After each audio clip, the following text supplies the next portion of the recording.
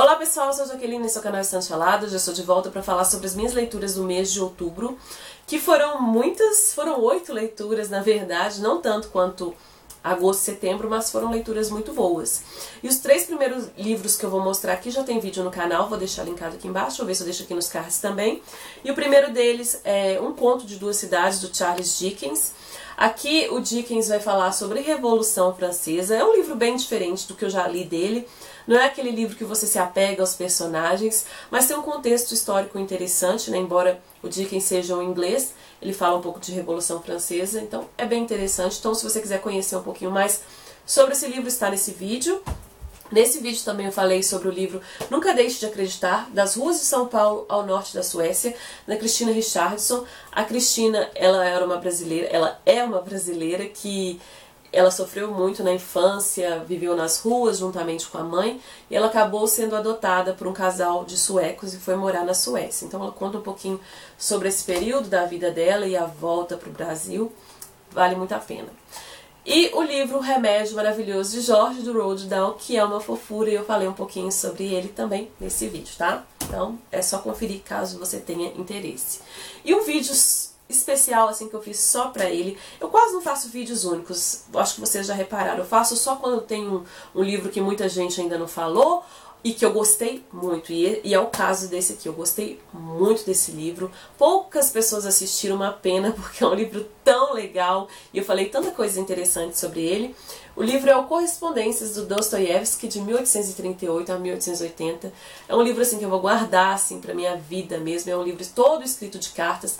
Fala um pouquinho sobre o período do Dostoiévski na Rússia, quando ele foi preso, quando ele saiu da prisão, quando ele se exilou da Rússia, quando ele voltou. Fala um pouquinho assim desse período da vida dele. Fala sobre os escritores, sobre a dificuldade dele que ele tinha com o dinheiro, sobre a escrita dele, a construção dos personagens, enfim, maravilhoso. Eu amei o livro, conheci um pouco da vida dele por meio desse livro e recomendo, então o vídeo estará aqui e aqui embaixo para quem quiser conferir.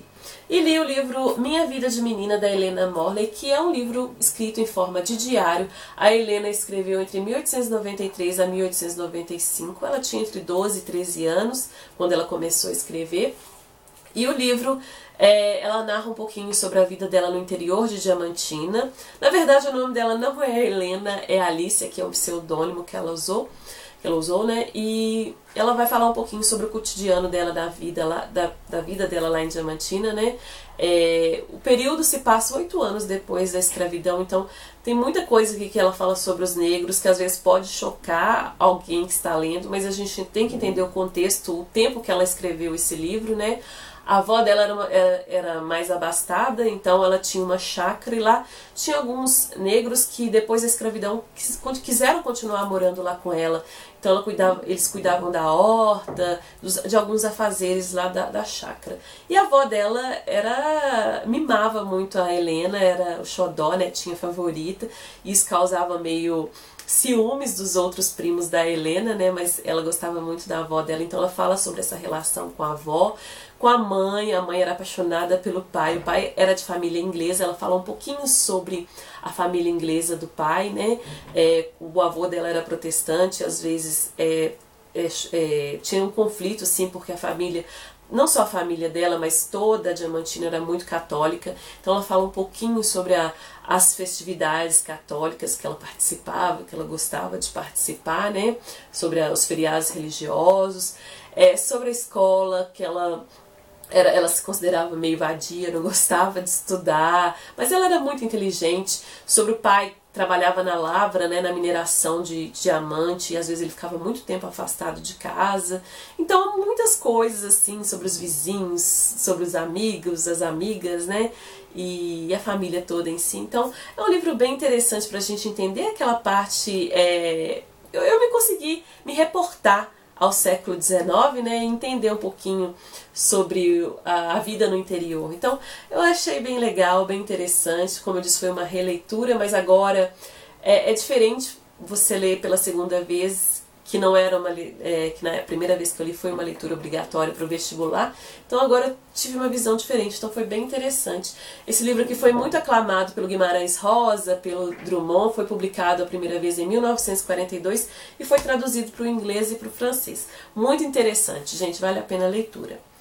Li também o Capote, do Nikolai Gogol, que é um escritor ucraniano, embora seja considerado de literatura russa.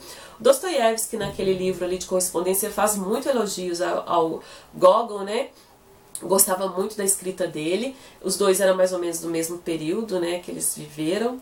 Então aqui vai ter 5 contos. O Capote foi um dos que eu mais gostei. O Nariz. Eu esqueci o nome do outro. Mas são 5. O Diário de um Louco, Noite de Natal e Vi. E aqui o Capote vai falar sobre a história de um homem que trabalha numa repartição pública e ele está com o casaco já deteriorando, já não dá mais para aproveitar e o frio na Rússia é muito intenso. Então ele precisa de um casaco novo, um capote novo, e os colegas debocham dele, sobre a vestimenta dele, né? E ele não tem dinheiro assim para comprar esse capote, com muita luta assim que ele tenta conseguir esse capote. Eu achei muito legal. E o interessante de todos os 5 contos é que tem muito realismo fantástico. O real e o sobrenatural, coisas folclóricas juntam aqui. E eu achei bem interessante. Eu não esperava isso quando eu li. E eu gostei, eu achei bem interessante. Então eu recomendo a leitura, tá? E li a autobiografia do poeta Juan Francisco Manzano, que é um relato de um escravo do Juan Francisco. Ele escreveu, na verdade o livro parece um pouco mais cheinho, mas são 53 páginas que ele escreveu aqui sobre a vida dele. Ele meio que mistura às vezes o presente e o passado, a gente vê um pouco dessa confusão, que coisas que ele falou lá atrás, ele volta lá na frente. Enfim, ele faz meio que uma mistura, mas dá para entender muito bem o que ele quis passar. Ele aprendeu a ler e a escrever sozinho. E ele conta que ele nasceu numa fazenda em Matanza, que era uma fazenda que Matanza era acho que uns 200 quilômetros de Havana, né? E ele morava com uma marquesa, a marquesa tratava ele muito bem, como filho mesmo, levava ele para todos os lugares que ela ia, ele recitava poemas, desde pequenininha as pessoas gostavam do jeito que ele falava, eloquente, como ele recitava as coisas, né? E ela levava ele para todos os lugares que ela ia, mas teve uma certa época que ela não era mais a dona dele, era outra pessoa, e a dona dele era meio bipolar, ora tratava ele muito bem, ora tratava muito mal, e ele conta isso aqui, o tanto que ele sofreu por coisas tão tolas, e às vezes coisas que ele nem tinha culpa. E é muito triste essa parte do relato da vida dele. Sofreu muito, apanhou muito, muitos abusos físicos. Então é o que a gente já sabe que acontece com os escravos, né? E depois ele conta que o dia que ele recitou um poema lá, e que aí a gente entende, vai explicar. Não acho que não é ele que fala não, mas tem uma explicação. O livro todo tem notas de rodapé no final, e explica como ele foi liberto, tá? Então eu gostei muito. Eu acho que na América Latina, eu acho, não tenho certeza, na América Latina não tem muitos relatos de escravo, nem no Brasil não tem nenhum, mas é no norte, nos Estados Unidos, né? E aqui é um relato de um escravo cubano.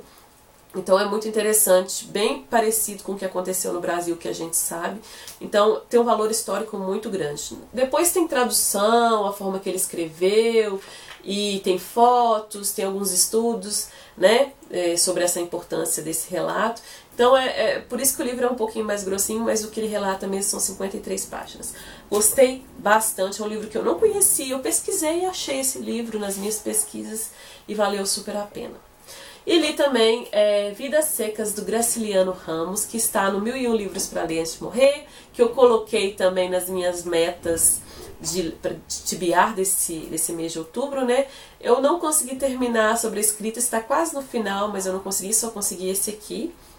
E eu gostei muito, muito, muito. Aqui nós vamos ter a história do Fabiano e sua família, a esposa sim, a Vitória, e seus filhos e sua cachorrinha Baleia. A cada momento tem a visão de um desses personagens e é escrito na terceira pessoa.